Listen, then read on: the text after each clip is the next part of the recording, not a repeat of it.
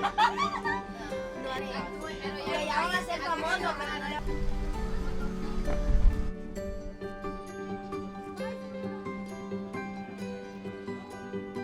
you want to make mistakes in English, mistakes in Spanish, it's fine. Okay? We can learn from each other. If you need something to be explained in English, let me know. I'm going to be speaking mainly in Spanish most of the time. But if you need something else to be explained in English, let me know. I can explain it to you. Okay? Casa Lápiz started last year. And the beginning of it was more of like a result of the community just talking to us and saying, we need cultural programming. We want art classes for someone from the community. And with that, we just sat down and said, well, let's try to do something for middle school kids, because we don't have anything for middle school kids. And let's start having a creative conversation around cultural identities. We decided to name the program Casa Lápiz, which means house of pencil, house of drawing. It's a community of people from Central and South America that have just migrated here. 6 months ago, a year ago, 2 years ago, maybe a lot more than that. I realized this need to talk about things that they were not able to talk about in English.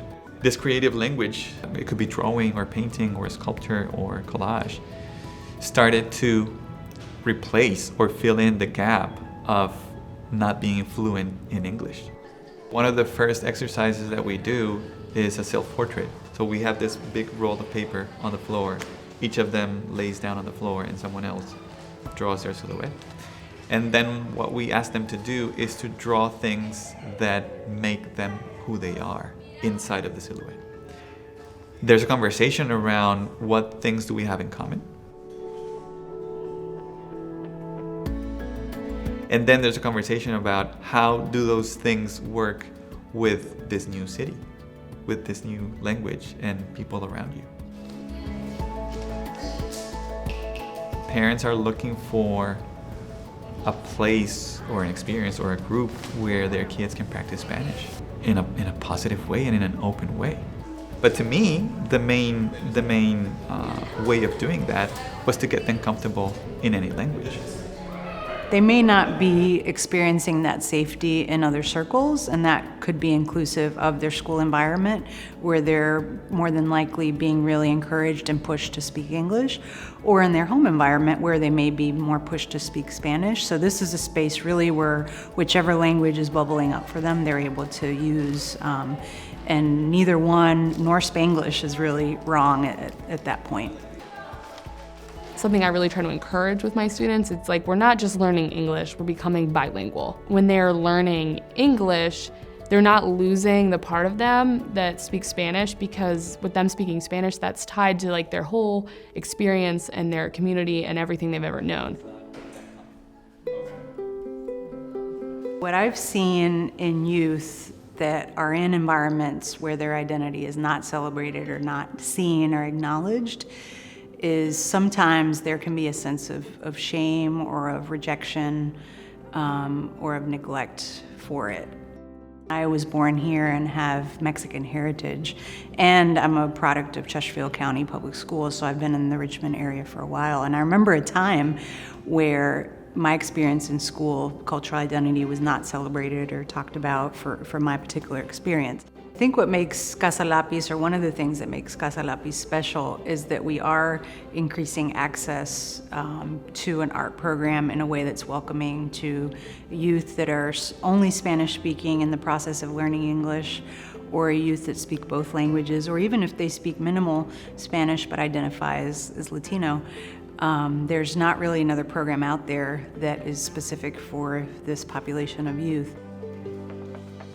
Those kids need those resources just like an English-speaking child does. Most of my students, actually I think all of my students, are immigrants. Majority of them are from Central America, the Caribbean, Mexico, and a few from South America. And I think for them it's nice to have something outside of school where they're with people that speak the same language as them. They have a teacher that speaks the same language as them. but they're not in school, and so it's more relaxed. And I think that the curriculum and the activities that they do at Casa Lápiz help them kind of tie into some of their identity and just their experiences and their culture coming from the places they're from. Every youth program at Sacred Heart is free. It provides transportation, and it provides meals. We try to do with this family dinner or family gatherings that we eat together, and we understand eating together as building family and making the community a little bit stronger. And at the same time, we've realized that the kids share a lot more in that moment when we're eating and sharing a meal than when we're like standing up front with their drawings in front of them and we're asking them things. What I feel that happens with art is that even if they're not doing something extremely specific about a situation that they're not controlling or not feeling comfortable with, they're still doing something real with their hands and with their paper and with their materials. You know, it's not just there, and it's not just here, and it's not just in a conversation. It's like they're actually doing something here, and they're able to control what they're making with that. And that's huge. It's like the beginning of a revolution. It's like things start happening there.